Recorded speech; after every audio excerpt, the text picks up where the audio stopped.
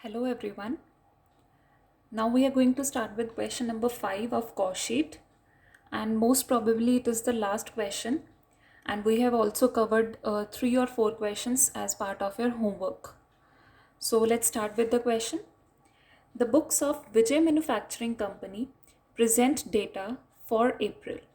So we are having the data for the month of April of Vijay Manufacturing Company. They are saying direct labor cost is 17,500, being 175% of work overheads. Means direct labour cost हमें दी हुई है और बोला है कि वो 17,500 की cost है। और ये 17,500 आया कैसे? वर्क ओवरहेड का 175% करोगे आप तो आपकी डायरेक्ट लेबर कॉस्ट आ जाएगी। एक तो उन्होंने आपको अमाउंट बता दी, प्लस डायरेक्ट लेबर कॉस्ट और वर्क ओवरहेड्स का एक रिलेशन बता दिया आपको कि वो एक 175% है वर्क ओवरहेड्स का। COGS excluding administrative expenses is ₹56,000। Cost of good sold भी बता दिया कि अगर हम COGS में एडमिनिस्ट्रेटिव एक्सपेंसेस को एक्सक्लूड करते हैं तो हमारी COGS आएगी 56,000। देन वी आर गिवन कि April 1 एंड April 30 को हमारे पास कुछ डेटा है, raw material, work in progress, finish goods. Means ये ओपनिंग फिगर्स हो गई, ये क्लोजिंग फिगर्स हो गई सारी, और बाकी का डेटा गिवन है। Other data are selling expenses 3,500 के हमारे पास सेलिंग एक्सपेंसेस हैं।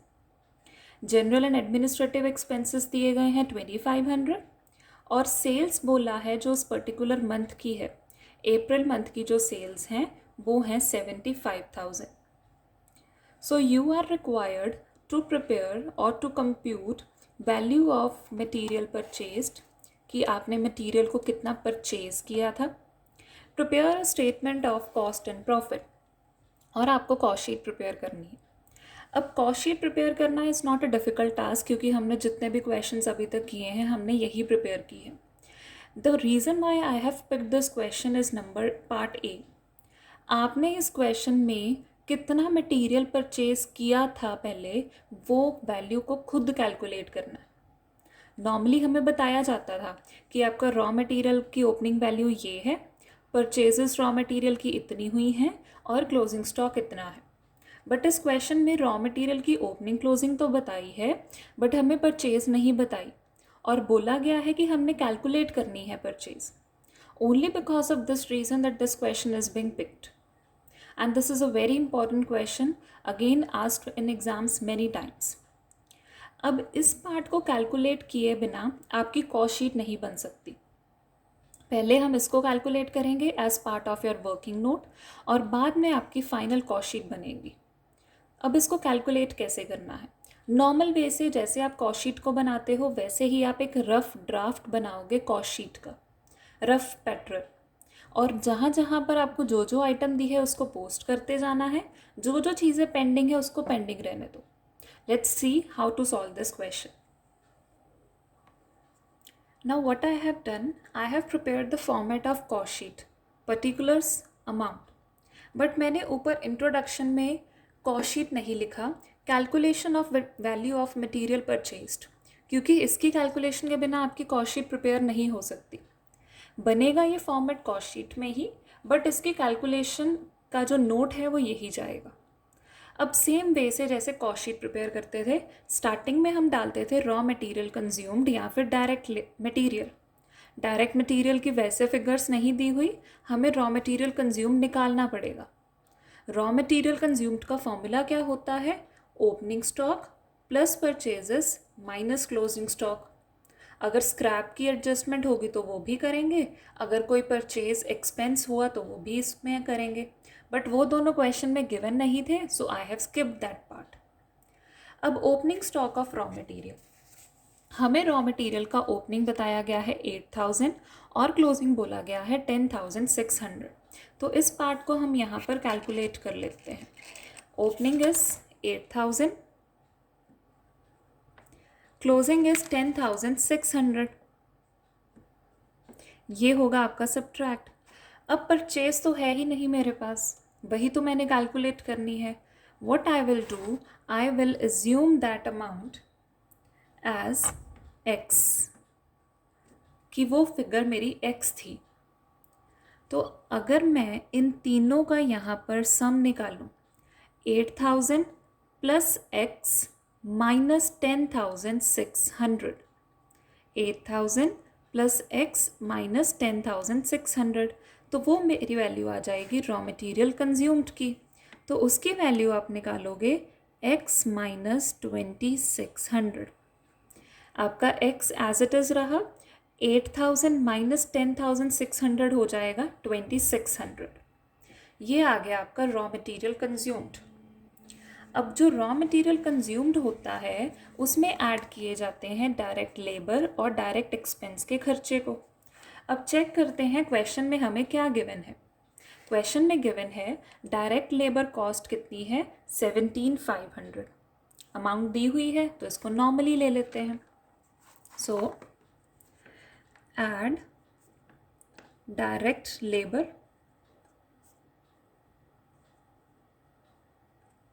और क्वेश्चन में कहीं पर भी डायरेक्ट एक्सपेंस नहीं बताया है तो उसको स्किप कर देते हैं. सो x माइनस 2,600, उसमें ऐड हो जाएगा आपका 17,500 का एक्सपेंस डायरेक्ट लेबर का. दोनों का एडिशन आएगा आपका prime cost. Raw material consumed plus direct labour will give us prime cost. Okay, अब इसको सॉल्व कैसे करेंगे. x आपका रहेगा as it is minus 2,600 plus 17,500, तो वो आपकी पॉजिटिव फिगर बन जाएगी प्लस 14,900. x माइनस 2,600 प्लस 1,700 बन जाएगा x प्लस 14,900. बेसिक मैथमेटिक्स है जो आप करके भी आए हो लास्ट ईयर भी. सो प्राइम कॉस्ट आ गई यहाँ पर. अब प्राइम कॉस्ट में ऐड किया जाता है आपका फैक्ट्री ओवरहेड्स को या फिर आपके वर्क ओवरहेड्स को. तो अब उनको ऐड कर देते हैं कि उनकी वैल्यू क्या है हमारे पास. Plus factory overheads. अब फैक्ट्री ओवरहेड्स के बारे में क्या बताया गया है.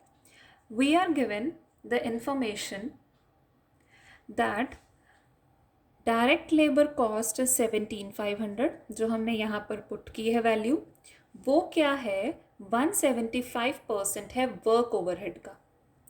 तो मैं यहाँ से इस इंफॉर्मेशन से वर्क ओवरहेड या फिर फैक्ट्री ओवरहेड्स को कैलकुलेट कर सकती हूँ. सो फैक्ट्री ओवरहेड्स के बारे में अब यहाँ पर कैलकुलेट कैसे करें. वी आर गिवन कि जो ये वैल्यू है 17,500, ये इनका 175% है. दैट मीन्स जो 17,500 मुझे डायरेक्ट लेबर दी गई है वो मुझे दी गई है 175%, बट मुझे निकालनी है 100%. तो मैं यहाँ पर ये यूनिटरी मेथड अप्लाई करूँगी. आई एम रिपीटिंग, हमें बोला गया है कि जो डायरेक्ट लेबर की वैल्यू है वो फैक्ट्री ओवरहेड्स का 175% है. Direct labour is 175% of factory overheads. That means अगर आपके फैक्ट्री ओवरहेड्स 100 होंगे तो डायरेक्ट लेबर क्या हो जाएगी 175. तो मैंने वही यहाँ पर यूनिटरी मेथड अप्लाई किया. 17,500 इज़ फॉर 175. What about 100. तो अगर यहाँ पर इसको कैलकुलेट करें तो ये आपकी वैल्यू आ जाएगी 10,000 की. यहाँ पर ये कट हो जाएगा तो इट विल बिकम 10,000. तो prime cost this plus this will give us next cost of works cost. कौन सी आएगी हमारी, prime cost plus factory overheads will give us works cost. तो ये हो जाएगी यहाँ पर 10,000 plus x plus 14,900, that will be equal to x plus 24,900. Now next, अब हमें यहाँ पर क्या दिया गया है, वर्क इन प्रोग्रेस का ओपनिंग क्लोजिंग बताया है. दैट मीन्स यहाँ पर एडजस्ट करना पड़ेगा, और जो वैल्यू ये निकल कर आई है ये आपकी ग्रॉस वर्क्स कॉस्ट होगी। अभी आप नेट वर्क्स कॉस्ट खुद कैलकुलेट करोगे, तो उसको कैलकुलेट कर लेते हैं। ओपनिंग ऐड करते हैं, क्लोजिंग सब्ट्रैक्ट कर लेते हैं। So here I have added opening work in progress और क्लोजिंग वर्क इन प्रोग्रेस को सब्ट्रैक्ट कर दिया, दोनों की वैल्यूज़ पोस्ट की, -4000 इन दोनों का आंसर आ रहा है। अब अगर हम वर्क्स कॉस्ट में इसको एडजस्ट करेंगे, we will get works cost, but वो वर्क्स कॉस्ट होगी आपकी नेट वर्क्स कॉस्ट, और you can say that will be your cost of production. दोनों में से कुछ भी लिख सकते हो आप। अगर यहाँ पर एडजस्ट करें, ये बन जाएगा x plus 20,900। 24,900 minus 4,000 will give अस 20,900, और बाकी का आपका x कॉम्पोनेंट आ गया। अब इसके बाद वर्क्स कॉस्ट में एडजस्ट किया जाता है आपका एडमिनिस्ट्रेटिव एक्सपेंस को। सो प्लस एडमिनिस्ट्रेटिव ओवरहेड्स और एक्सपेंसेस,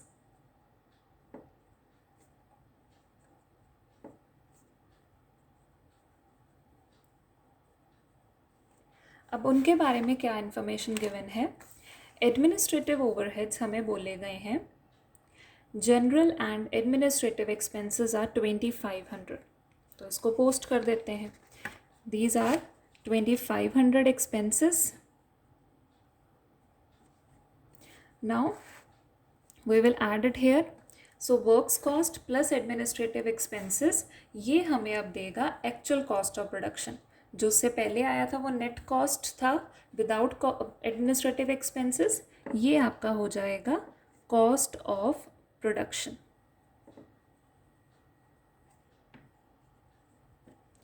अगर अब यहाँ पर इसको ऐड करें, 20,900 plus 2,500 that is equal to 23,400। So x plus 23,400, x आपका एज इट इज़ चल रहा है। 2,900 में 2,500 हमने ऐड कर दिया, 23,400। अब कॉस्ट ऑफ प्रोडक्शन तो आ गई हमारी। कॉस्ट ऑफ प्रोडक्शन में जो नेक्स्ट एडजस्टमेंट होती है वो होती है आपके फिनिश गुड्स के ओपनिंग क्लोजिंग की, तो उनको हम एडजस्ट कर देते हैं। यहाँ पर फिनिश गुड्स के ओपनिंग क्लोजिंग बताए गए हैं 17,600 एंड 19,000, तो इनको ट्रीट कर देते हैं। So I have done that part. Opening finish goods को ऐड कर दिया और क्लोजिंग फिनिश गुड्स को सब्ट्रैक्ट कर दिया। दोनों का जो नेट इफेक्ट आ रहा है वो 1400 आपकी नेगेटिव फिगर आ रही है। इसको यहाँ पर अब एडजस्ट कर देंगे, x plus this minus this, तो ये आपकी फिगर आ जाएगी x प्लस 22,000, और वो वैल्यू हो जाएगी cost of goods sold.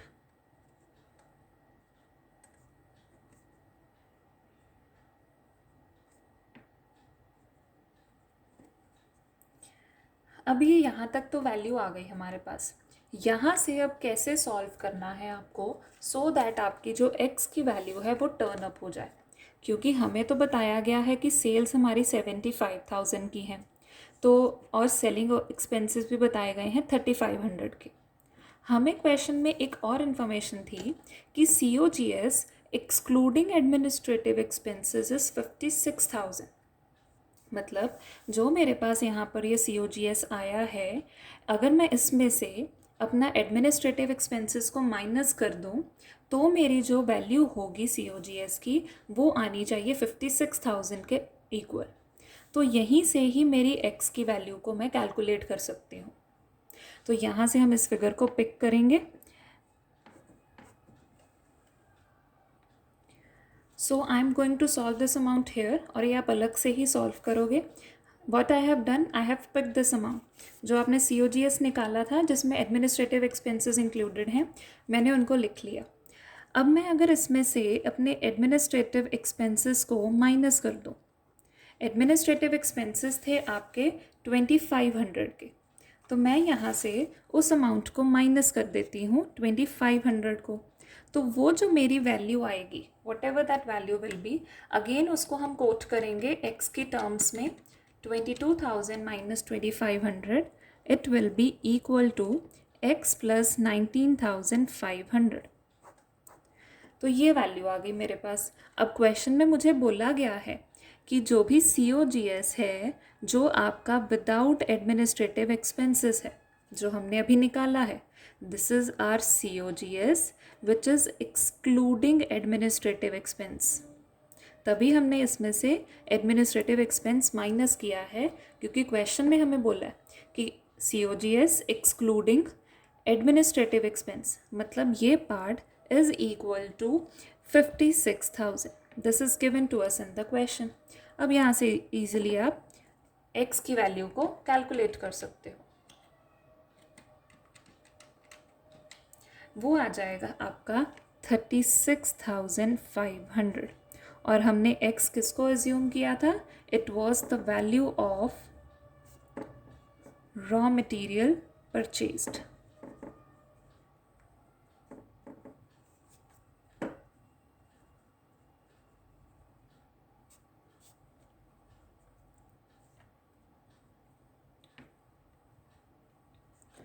So this is the answer of first part. Calculate the value of raw material purchased. ये आपका सॉल्व हो गया। अब आपने क्या करना है, सेकेंड पार्ट के लिए दोबारा से ये सारे के सारे क्वेश्चन को एज इट इज़ परफॉर्म करना है। डिफरेंस क्या होगा, x की जगह अब आप 36,500 लोगे जो हमने अभी कैलकुलेट किया। 8,000 प्लस 36,500 माइनस 10,600।